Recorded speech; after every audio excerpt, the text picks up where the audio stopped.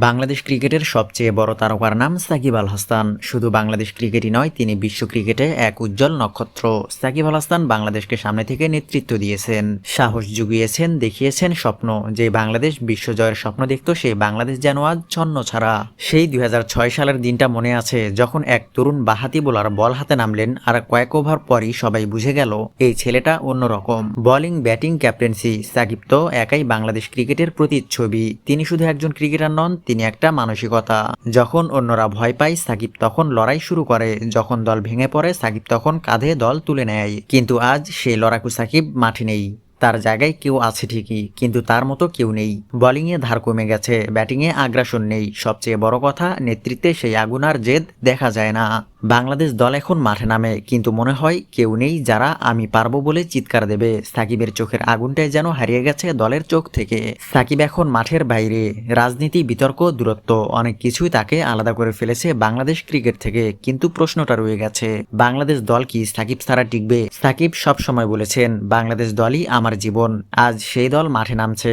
কিন্তু আপনার ছায়া ছাড়া তারা যেন হারিয়ে গেছে। হয়তো আপনি মাঠে নেই, কিন্তু মিরপুরের ঘাস এখনো আপনার পায়ের ছাপ খোঁজে। স্টেডিয়ামের বাতাসে এখনো সাকিব সাকিব ধ্বনি প্রতিধ্বনিত হয়। বাংলাদেশ দল ছন্ন ছাড়া, এখনই সময় ফিরে আসার। রাজনৈতিক হিংসা আর সব বিতর্ক পেছনে ফেলে সাকিব আল হাসানকে ফেরানো কি কোনোভাবেই সম্ভব নয়? নাকি সাকিব পড়ছেন কারো ব্যক্তিগত আক্রমণে? তারা হয়তো জানে না, অভিজ্ঞতা, আপনার নেতৃত্ব, আপনার দৃঢ়তা এই প্রজন্মের সবচেয়ে বড় প্রেরণা। সাকিব, আপনি শুধু একজন অলরাউন্ডার নন, আপনি বাংলাদেশের হৃদয়ের অংশ। আর যখন আপনি মাঠে ফিরে আসবেন, পুরো স্টেডিয়ামে একসাথে চিৎকার করবে, সবাই আপনার নামে সাকিব সাকিব প্রতিধ্বনি ছড়াবে। বাংলাদেশ দল এখনো আপনারই দল, এটা এখনো আপনারই ঘর। আপনি ছাড়া দলটা যেন ছন্ন ছাড়া। বাংলাদেশ ক্রিকেটের জন্য অসম্পূর্ণ। সাকিব আল হাসান, আপনাকে ছাড়া আমরা সম্পূর্ণ নই।